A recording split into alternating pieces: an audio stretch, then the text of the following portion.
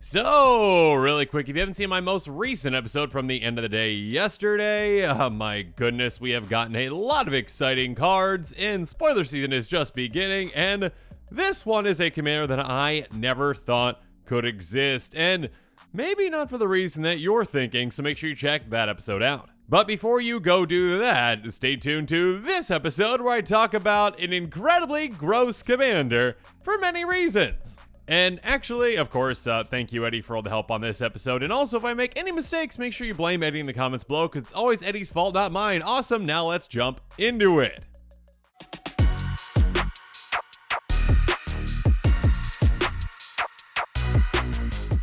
So, our brand new gross commander is the Ever-Changing Dane. And I believe this is a callback to Half Dane. And now we know why. It's called Half Dane. Gross. Also, can I just point out really quick that we just got a Jared and now a Dane. So next, I assume there's going to be Fred and William and every other, non-magic sounding name in the book. So Dane, cool. Anyways, Dane is a 3/3 shapeshifter that costs white, blue, black, and it has pay 1, sacrifice another creature. The Ever-Changing Dane becomes a copy of the sacrificed creature, except it has this ability. And yeah, that art is horrifyingly good and disgusting, and that's one of the reasons why this card's gross, but also, there's a lot of gross things that you can do with this card. This is a commander that has a lot of potential, especially in these colors. It's also a commander that I'm going to be quite wary of if I'm on the other side of the table, because I know what the potential of this commander is and the disgusting things that this commander can do. Now, when new commanders like this one are spoiled and players are excited about them, well, sometimes cards go up in price. So if you are interested in building around this commander, make sure you check out the link in the description below. That'll have the list of the cards I talked about on this episode, and consider picking some of those up sooner rather than later. But now with all that said, let's jump into those cards.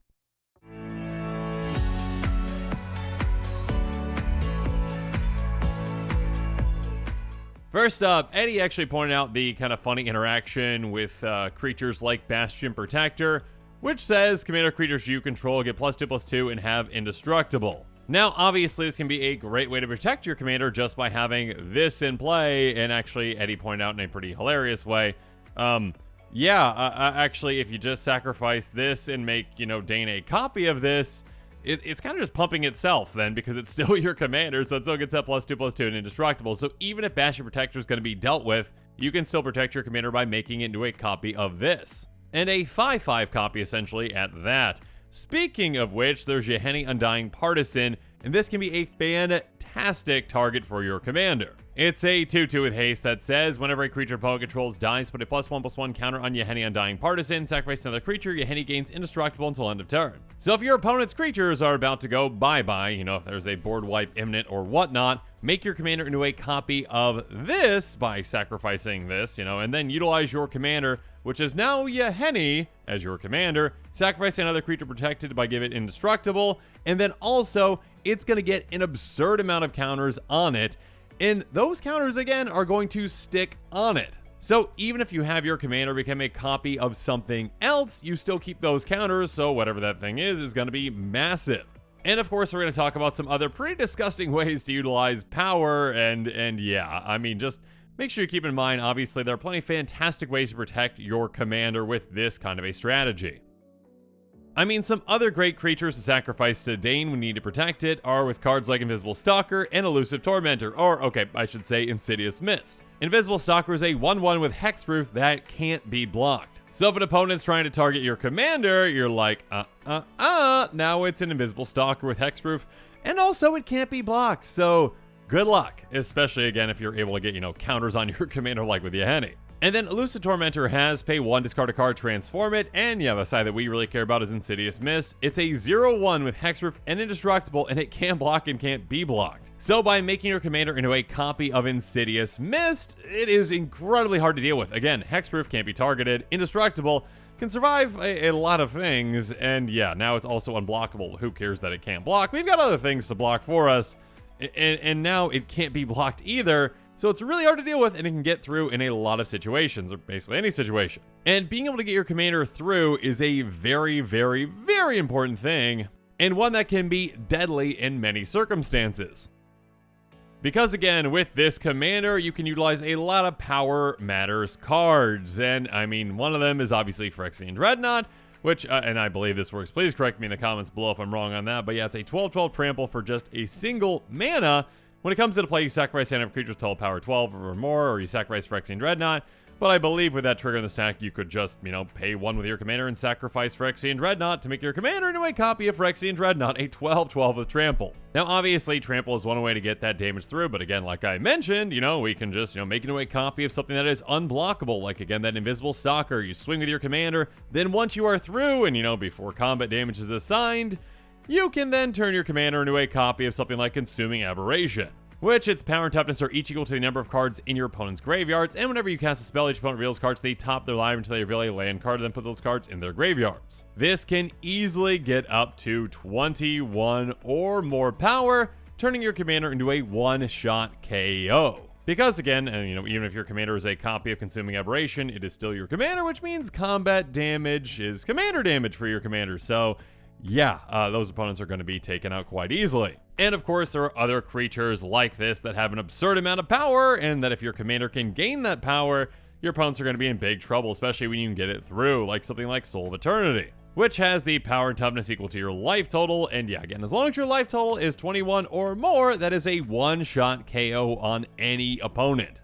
So again, just utilize a creature that has, unblockability, make your commander unblockable, swing, and then say, now actually, since my commander got through, it's a copy of this other thing. Goodbye. And Soul of Eternity can be especially deadly because again, even if it's in your graveyard, you can encore it back out. So yeah, sacrificing it is not necessarily a bad thing.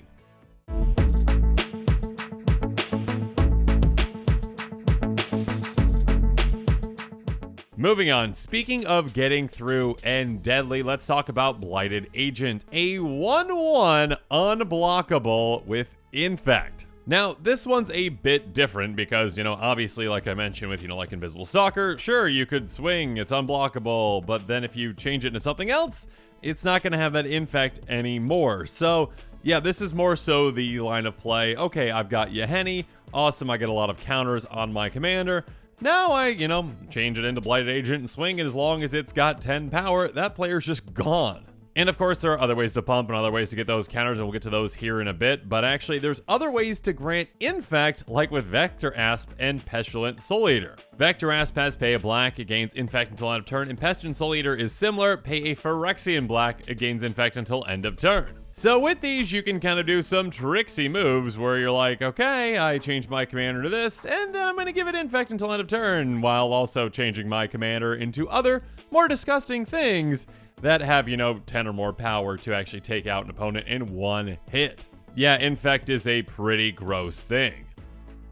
Speaking of gross, let's talk about a Wall of Blood, which, is just kind of a gross concept. But yeah, this commander's all about the gross. Anyways, pay 1 life, Wall of Blood gets ++1 until end of turn. Now, this is a creature with Defender. I mean, actually, it should say that on there, but I don't think Defender existed back then anyways, because walls just inherently have Defender.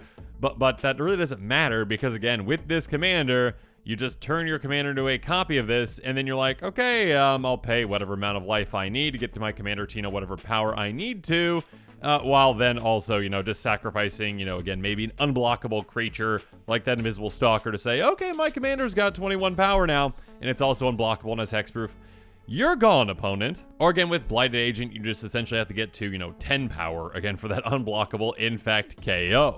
But again, of course, like Yahenni, there are more permanent ways to get power with cards like Sunscorch Regent and Elenda the Dusk Rose. Sunscorch is a 4/3 flyer that says whenever an opponent casts a spell, put a +1 counter on Sunscorch Regent, and you gain 1 life. So making your commander into a copy of this can provide you a good amount of value over time, getting more and more counters on it, and then, eventually turn it into something else that might be able to take it out in one shot. So obviously you can consider, double strike creatures as well. Next up, how about a creature that actually wants to be sacrificed with Elenda the Dusk Rose? Elenda's just a 1/1 with lifelink, but she has, whenever another creature dies, put a +1 counter on Elenda the Dusk Rose, and when Elenda dies, you get X 1/1 white vampire creature tokens with lifelink, where X is Elenda's power. So again, whenever creatures die, including yours, you can get a ton of counters on this, which is great. But you can also just, sacrifice it with your commander, then get a ton of vampires, which is lovely. And then whenever creatures die from then on, your commander can get massive.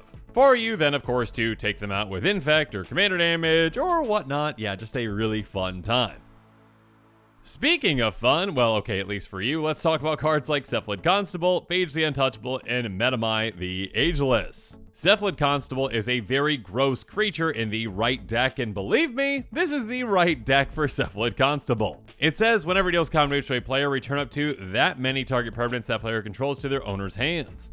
And keep in mind, this did not specify non-land permanent, because apparently back then Wizards was like, who would bounce lands? No one's gonna do that. And then we start bouncing lands. So again, with this, basically you just need to, have your commander pumped, with maybe something like those counters, get it through with something, like that Invisible Stalker, turn it into this, and then you're like, okay, I hit you for 10, bounce your important things and all your lands, and now you lose. Speaking of losing, Phage the Untouchable is all about losing, a 4/4 avatar minion that says, well, first off, when it enters the battlefield, if you didn't cast from your hand, you lose the game, so make sure you do that. And when it deals combat damage to a creature, so that creature can be generated, but most importantly, whenever it deals combat damage to a player, that player loses the game. So this one's quite simple. Again, Invisible Stalker or whatever other unblockable creature. Swing with your commander, get through, and then before combat damage is assigned, and now your commander is Phage the Untouchable, and your opponent is very gone. Also, keep in mind cards like Metamai the Ageless that have some attack clauses. This one says whenever it goes combat damage to a player, take an extra turn for this one, and Metamai the Ageless can attack during extra turns. So sure, get through with this, Sphinx itself one time, take an extra turn, great. And then, swing with your commander, sacrifice Metamai the Ageless, make it a copy of that, and then get through with it again for another extra turn. So yeah, make sure you keep in mind, cards that say maybe they can't attack with a certain clause or something like that. Just swing with your commander as something else, and then make it into a copy of that while it's already swinging. Yeah, there's some pretty weird things you can do with this commander.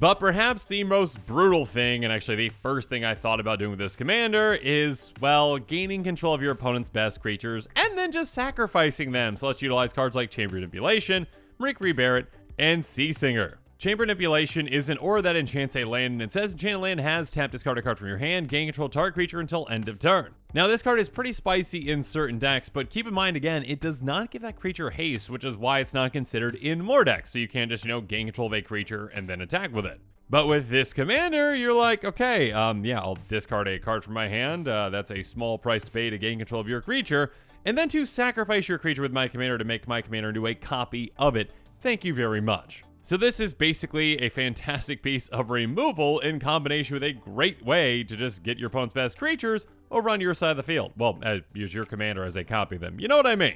Speaking of which, how about Marique Rebarrett? It doesn't untap during your untap step, and tap, gain control of target creature for as long as you control Marique Rebarrett. When it leaves the battlefield, it becomes untapped, destroy that creature, it can't be regenerated. Or how about another old card going all the way back to Fallen Empires with Sea Singer? When you control no island, sacrifice Sea Singer, so make sure you have an island in play. You may choose not to untap Sea Singer during your untap step. Tap, gain control of target creature whose controller controls an island for as long as you control Sea Singer, and Sea Singer remains tapped. Blue is one of the most popular colors in Commanders, so yeah, chances are pretty likely that at least one player is going to have blue, and yeah, now you can just gain control of one of their creatures, and then sacrifice it. Then untap this during untap step. Then gain control of another creature, then sacrifice that one, and you see where this is going. Again, there are some really gross and really brutal things that you can do with Dane.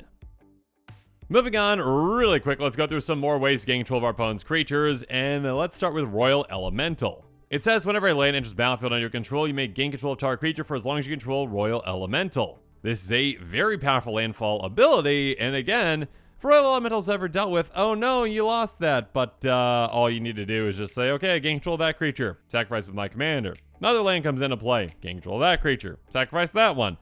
So eventually, it doesn't really matter if Royal Elemental's really in play anymore because your opponent's creatures are going to be gone. Speaking of which, Soul of Temptation and Mind Flayer essentially do the exact same thing. When they enter the battlefield, you gain control to our creature for as long as you control, well, Soul of Temptation or Mind Flayer. Again, in this case, though, you're just like, okay, I gain control of your creature. All right. Oh, no, Soul of Temptation's about to leave the battlefield. Okay, I'll sacrifice your creature. My commander's copy of it. Thank you. So yeah, these can be great ways to gain control of your opponent's best creatures, essentially, by making your commander into copies of them and dominate the board. But with Puppeteer Click, even your opponent's creatures in their graveyards aren't safe. When it enters the battlefield, put target creature card from an opponent's graveyard on the battlefield under your control, gains haste at the beginning of your next end step, exile it. Now, again, that creature would be going away by getting exiled, but you're gonna say, no, I actually want my commander to be a copy of your very powerful creature that was in your graveyard. Thank you, I can still use it. And of course, Puppeteer Click actually has Persist, so if it dies, it comes back with a -1/-1 counter on it if it didn't have any. So this is a great sacrifice, target for your commander as well. Just sacrifice this one. Cool, your commander is a Puppeteer Click for whatever reason. I mean, that's got flying, so it can be a good way to get it through. But more importantly, then Puppeteer Click comes back, and you get its ETB again. And actually, another kind of card that you might want to consider is a card like Twilight's Call, which you can cast, at instant speed if you pay 2 more. Cool. Each player returns all creature cards from their graveyard to the battlefield. Again, with this deck, we're going to be sacrificing a lot of creatures, including a lot of our own. And also, again, if we want, some more of our opponent's creatures again, cool, we can just get their creatures back so we can, again, gain control of their creatures again, especially when we have fantastic ETBs like, Sword of Temptation. Just gain control of those creatures again and then sacrifice them again. And yeah, there's a lot of gross things that you can do with this deck. Just make sure that if you are running Twilight's Call and Phage in the same deck, that you don't do that if Phage is in your graveyard, because then you lose.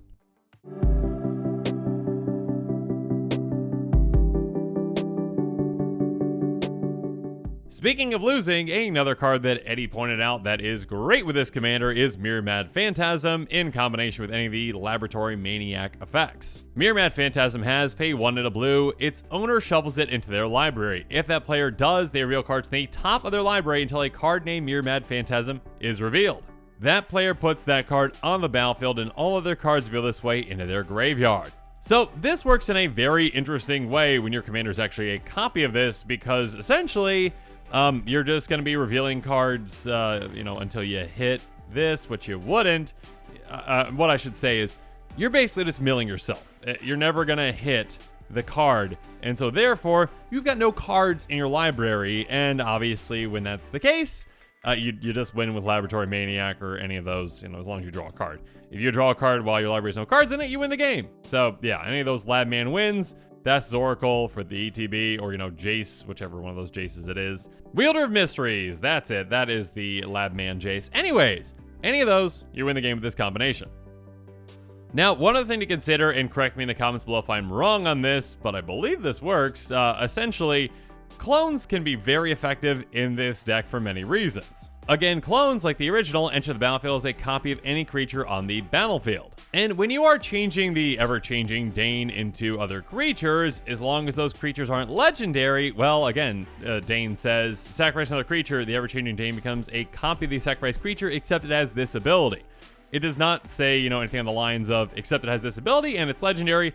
It is not legendary anymore if you are copying another creature that is not legendary. So therefore, you should be able to just, clone that, and then now you've got basically a second copy of your commander, which, I mean, it's a copy of whatever creature you copied with Dane, plus, though, that ability that you can still sacrifice other creatures with that, too, to make it into other creatures. So basically, again, a secondary copy of your commander, because your commander is no longer legendary. Now, again, this is a new card, this is a quick take, so please correct me below in the comments if I'm wrong on that, but yeah, again, regardless, there are some incredibly gross things that you can do with Dane.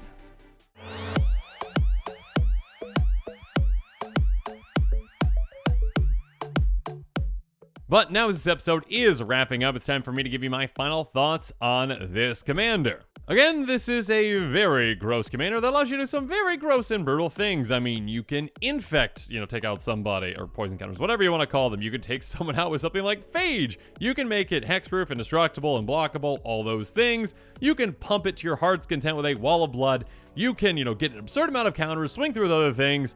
You can even Cephalid Constable everyone's lands away, because that's, what, Magic's all about, right? Oh yeah, and of course, you can just keep gaining control of your opponent's creatures and sacrificing them and, laughing at them when you take them out with their own creatures, or, basically, a copy of their own creature with, your commander. But yeah, there's a lot of gross and brutal things that Dane can do, and that art is just horrifying. Great job with that art. It's terrifying. It's going to stay in my dreams forever, and I will not be able to sleep ever again, so I definitely need more coffee. And I definitely need more coffee because I was up quite early this morning because, yeah, spoiler season is back in full swing. And again, if you are interested in Dane, make sure you check out that link in the description below to the list of the cards I talked about in this episode because, again, when new commanders are spoiled, if players are excited about it, well, those, cards that work well with it might go up in price sooner rather than later, so make sure you pick some of those up. And, of course, make sure you stay tuned to this channel for even more exciting quick takes and spoilers coming up. And with that, this show is coming to a close, so it's my turn to hear from you. So in the comments below, let me know what your thoughts on this episode are, and as always, thanks again, and have a good one. This show and episodes like this one are possible thanks to viewers like you. If you're looking for an easy way to help support this show, make sure that you like, share, and subscribe. Also, hit that bell notification icon so you don't miss any new episodes. You can also go check out our playmats and other merchandise at thecommandersquarters.com. We also have a ton of brand new t-shirt designs in stock, so make sure you check out those as well. Another easy way to support this show is with our TCG Player affiliate links. So whether you're buying a deck or individual cards, you can use this general link right here or one in the description. And the final way that you can support this show is by supporting us directly by becoming a patron. There are many benefits to being a patron, and I truly couldn't do this without all of their support.